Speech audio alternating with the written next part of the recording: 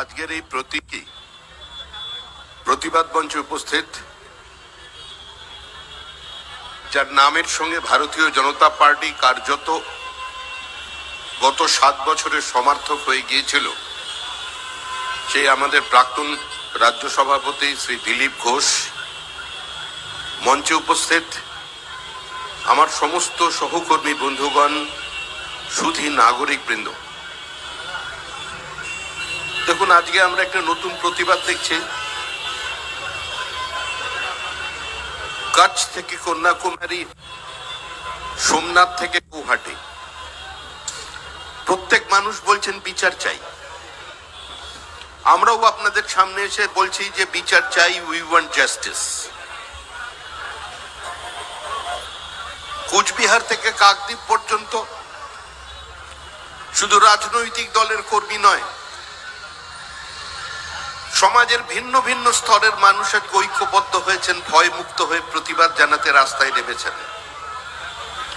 যাদের প্রতিবাদগুলোকে বাজেয়াপ্ত করে দেওয়া হয়েছিল গত 12 বছর আগে, যারা বিশ্বাস করেছিলেন যে তৃণমূল কংগ্রেস পশ্চিমবঙ্গে গণতন্ত্রের পুনঃপ্রতিষ্ঠা করতে পারবে, যারা বিশ্বাস করেছিলেন সরকারের ঘোষিত নীতি সিদ্ধান্তের বিরুদ্ধে মানুষ গণতান্ত্রিক পথে প্রতিবাদ করতে পারবেন, অবাধ শান্তিপূর্ণ নির্বাচনে অংশগ্রহণ করতে পারবেন, তাদের সেই প্রত্যাশাগুলোকে যিনি ভেঙে গুঁড়িয়ে চুরমার করে দিয়েছেন, সেই মমতা বন্দ্যোপাধ্যায়ের বিরুদ্ধে আজকে প্রতিবাদ জানাতে আমরা এখানে এসে সমবেত হয়েছি। এটা মনে করার কোনো কারণ নেই। এই প্রতিবাদ কিংবা এই ধর্ণা মঞ্চ মানুষের এই সর্বব্যাপী আন্দোলন, এই সর্বস্পর্শী প্রতিবাদ, এটা শুধুমাত্র আরজি করের একটি ঘটনাকে কেন্দ্র করে চলছে না। আসল দীর্ঘ 12 বছর ধরে যে তৃণমূল কংগ্রেস পশ্চিমবঙ্গ রাজ্য সরকার তৈরি করতে পারেনি, তৃণমূল কংগ্রেস সরকার তৈরি করেছে। যে তৃণমূল কংগ্রেস দিনের পর দিন মানুষের স্বতঃস্ফূর্ত প্রতিবাদগুলোকে কার্যত বাজেয়াপ্ত করে নিয়েছে, যে তৃণমূল কংগ্রেস বিচার ব্যবস্থাকে আক্রমণ করেছে, সাংবাদিককে আক্রমণ করেছে, উপাচার্যকে আক্রমণ করেছে, আচার্যকে আক্রমণ করেছে, যে তৃণমূল কংগ্রেস কৃষকের বিরুদ্ধে, শ্রমিকের বিরুদ্ধে, অসংগঠিত কর্মচারীদের বিরুদ্ধে কার্যত যুদ্ধ ঘোষণা করেছে, যারা গোটা সাংবিধানিক ব্যবস্থাটাকে পশ্চিমবঙ্গে ভেঙে ফেলবার জন্য রাজনীতি করেছে, আজকে তাদের বিরুদ্ধে মানুষ প্রতিবাদ জানাচ্ছে ঐক্যবদ্ধভাবে। আর সেই প্রতিবাদের মর্যাদা নিয়েই আমরা কার্যত আপনাদের সামনে এসেছি। যে রাজনৈতিক দল, যাদের নেত্রী মমতা বন্দ্যোপাধ্যায় আজকে নতুন করে নাটক তৈরি করেছেন যে আমি নতুন বিল নিয়ে আসছি, নতুন বিল নিয়ে আসছি, আমি দেখতে চাই বিজেপি সমর্থন করে কিনা। ভারতবর্ষের কোন সুস্থ স্বাভাবিক মানুষ জানেন যে ক্যাপিটাল পানিশমেন্ট, মৃত্যুদণ্ডের আইন ভারতবর্ষের ভিন্ন রাজ্যে ভিন্ন হতে পারে না, কিন্তু সৃষ্টি ছাড়া এই রাজনৈতিক দল এরা নতুন করে বিধানসভায় এই আইন নিয়ে আসছে। তার উদ্দেশ্য হচ্ছে একটাই, মানুষের এই ক্রমবর্ধমান জনরোষ থেকে মানুষের দৃষ্টিকে দূরে সরিয়ে রাখবার পরিকল্পনা করতে হয়। তাই এই অবস্থার মধ্যে আমরা যখন এসেছি প্রতিবাদ করতে, যে সাংবাদিকরা প্রতিনিয়ত আমাদের জন্য এখানে বসে আছেন, আপনারা একটু দয়া করে গিয়ে গভীর রাত্রে চলে যান ওই শ্যামবাজারের দিকে, চলে যান একটু কামারহাটিতে, দক্ষিণেশ্বরে, ওখানে দেখবেন কান্নার শব্দ পাবেন গভীর রাতে। রামকৃষ্ণদেব কাঁদছেন, রামকৃষ্ণ প্রবল ভাবে কাঁদছেন, টুকরে টুকরে কাঁদছেন, বলছে কোথায় আমি এলাম, শেষ পর্যন্ত ডাক্তার মারার কেস আমার হাতে চলে এলো, গোখরো সাপ নিয়ে শান্ত হলো না, এ তো ঢোড়া সাপ, অন্য ধরনের কথা বলছে। আজ এই রাজনীতি মুখ্যমন্ত্রী আমাদের কোথায় পৌঁছে দেবেন, আজকে আমাদের চিন্তা করতে হবে। আমরা আপনাদের কাছে এসেছি একটাই কথা বলতে, দেখুন, আন্দোলন চলবে, ধর্ণা চলবে, প্রতিবাদ চলবে, অবরোধ চলবে, বন্ধ চলবে, রাস্তা রোকো চলবে, রেল রোকো চলবে, কদিন আন্দোলন চলবে, কিন্তু মনে রাখতে হবে অর্জুনের লক্ষ্য ভেদের মতো আমাদের লক্ষ্য এক। সেই লক্ষ্য থেকে বিচ্যুত হলে চলবে না। লক্ষ্য এক যে তৃণমূল কংগ্রেসের নেত্রীর পদত্যাগ নয়, তৃণমূল কংগ্রেস নেত্রী তার সরকার সমেত তাদের বিসর্জন দিতে হবে। ফিরহাদ হাকিম গঙ্গা যাত্রার ব্যবস্থা করেছেন বাবুঘাটে। দূরদৃষ্টি সম্পন্ন মানুষ, উনি জানেন যে তৃণমূল কংগ্রেস চলে যাবে। তৃণমূল কংগ্রেস চলে যাচ্ছে, কোনো লাঠির প্রয়োজন নেই, কোনো গুলির প্রয়োজন নেই, কোনো আক্রমণের প্রয়োজন নেই, কোনো 356, 355 প্রয়োজন নেই। আজকে তৃণমূল কংগ্রেস তার স্বাভাবিক রাজনৈতিক মৃত্যুর দিকে এগিয়ে যাচ্ছে।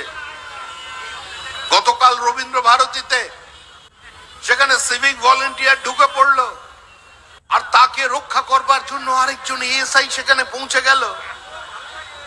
আজকে কোন অবস্থায় নিয়ে গেছে গোটা পশ্চিমবঙ্গের প্রশাসনকে। সাধারণ মানুষ তার প্রতিবাদ করছেন। শুধু এ দেশে নয়, সারা পশ্চিমবঙ্গ জুড়ে বিভিন্ন জায়গার মানুষ প্রতিবাদ করছেন না। সারা ভারতবর্ষে যেখানে যত বাঙালি আছেন তারা ঐক্যবদ্ধ হয়েছেন, বললেন আমরা মানুষের সামনে মুখ দেখাতে পারছি না, বাংলার এই দশা থেকে মুক্তি দিতে হবে, আর তার জন্যই আমাদের এখান থেকে বিসর্জন দিতে হবে।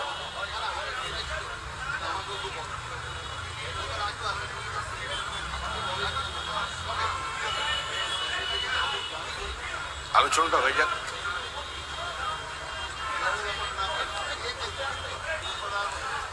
তার জন্য এই পরিস্থিতি তৈরি হয়েছে। আজকে আমরা এসেছি আপনাদের সামনে প্রতিদিন বসছি প্রতীকী আন্দোলন করতে, কিন্তু এই আন্দোলন শুধুমাত্র এখানে থেমে নেই। এই আন্দোলন পশ্চিমবঙ্গের সর্বত্র তৃণমূল কংগ্রেসকে না বলে দেবার আন্দোলন। কারণ যতদিন পর্যন্ত মুখ্যমন্ত্রী ক্ষমতায় থাকবেন এই অবস্থার কোনোদিন পরিবর্তন হবে না। এই সরকারটা দেহত্যাগ করতে পারে কিন্তু পদত্যাগ করবে না। এই সরকার মানুষের ফাঁসি চাইছে, ফাস্ট ট্র্যাক কোর্টে বিচার চাইছে, কিন্তু বাংলার মানুষ এই তৃণমূল সরকারের ফাঁসি দেখতে চাইছে। আমরা রাস্তার অন্যদিকে গেলেই সাধারণ পথচারী ধরে বলছেন সরকারটা এতদিন আছে কি করে, যেখানে সুপ্রিম কোর্ট প্রকাশ্যে একটি হসপিটালকে সিআইএসএফ এর প্রোটেকশনের কথা বলে। যারা বিচার ব্যবস্থার সঙ্গে যুক্ত আছেন তারা জানেন যেটা 355 ধারী জারি করবার মতো পরিস্থিতি এ রাজ্যে তৈরি হয়েছে। আজকে সুপ্রিম কোর্টের অবজারভেশনে সেটাই মানুষের সামনে উঠে আসছে। একটা সরকার যারা যুক্তরাষ্ট্রীয় ব্যবস্থা মানে না, একটা সরকার যারা সাংবিধানিক রীতিনীতিকে ভেঙে গুঁড়িয়ে দিয়েছে, একটা সরকার পার্লামেন্টে 2 কক্ষে পাশ হয়ে যাওয়া কোনো আইন, যে আইন রাষ্ট্রপতি স্বাক্ষর করে বাস্তবায়িত হয়েছে, এনঅ্যাক্টেড হয়েছে, সেই আইনের বিরুদ্ধাচরণ করে সেই আইনকে বাতিল করবার জন্য বিধানসভায় প্রস্তাব নিয়ে আসে। যে সরকার সম্পূর্ণ পশ্চিমবঙ্গের দীর্ঘদিনের সাংবিধানিক রীতিনীতি, বিধানসভার সমস্ত সৌজন্যকে ভেঙে দিয়েছে, আজকে সেই সরকারের কাছ থেকে কোনো কিছু প্রত্যাশা করাটা মূর্খামি ছাড়া অন্য কিছু নয়। তাই এই সরকারটাকে সরিয়ে দিতে হবে। এই সরকারকে সরানোর জন্যই আজকে ভারতীয় জনতা পার্টি পশ্চিমবঙ্গের মানুষের সামনে এসে দাঁড়িয়েছে। দেখুন 2021-এর নির্বাচন সমস্ত বিরোধীদের শেষ করে দিয়ে বাংলার মানুষ বলেছে তৃণমূল কংগ্রেসকে যদি কেউ হারাতে পারে তাই হারাতে পারবে একমাত্র ভারতীয় জনতা পার্টি। মাঝখানে এই আন্দোলনের মধ্যে কেউ কেউ ভেসে উঠতে চাইছেন, কেউ কেউ বিভিন্ন ধরনের বক্তব্য রেখে আজকে আন্দোলনকে দিগ্ভ্রান্ত করে দিতে চাইছেন। কিন্তু আন্দোলন যখন সর্বব্যাপী, প্রতিবাদ যখন সর্বস্পর্শী, তখন আবার অর্জুনের লক্ষ্য ভেদের মতো সেই একই দিকে আপনাদের লক্ষ্য রাখতে হবে। তীর কিন্তু চলবেই, কিছুক্ষণের জন্য বন্ধ থাকতে পারে, এক রাত্রি কম হয়ে যেতে পারে, কিন্তু তার পরের দিন হলেও চলবে, তীর চলবে। নিশানা সরকার, এই সরকারকে যে কোনো মূল্যে পশ্চিমবঙ্গ থেকে সরিয়ে দিতে হবে, এর বাইরে অন্য কোনো পথ খোলা নেই। ধন্যবাদ। এই আন্দোলন দীর্ঘজীবী হোক, পশ্চিমবঙ্গের যে যে প্রান্তে আন্দোলন যারা করছেন, যে দলের পতাকা নিয়ে করছেন, যে মঞ্চ থেকে করছেন, আজকে চিকিৎসকরা তারা সভা করছেন, তারা সবাই যে পথে চলেছেন, তাদের আমাদের দলের পক্ষ থেকে আমরা তাদের সলিডারিটি জানাচ্ছি, আমাদের সমর্থন জানাচ্ছি। কারণ এই সময় একটা অসুস্থ সময়, একটা গভীর অসুখ করেছে সমাজের। এই অসুখ থেকে মুক্তি পেতে হবে, আর এই অসুখের থেকে মুক্তি পাওয়ার একটাই লক্ষ্য হচ্ছে ওই অর্জুনের লক্ষ্যভেদ। যে কোনো মূল্যে তৃণমূল কংগ্রেস সরকারকে, তার নেত্রীকে ক্ষমতা থেকে দূরে সরিয়ে দিতে হবে। ধন্যবাদ।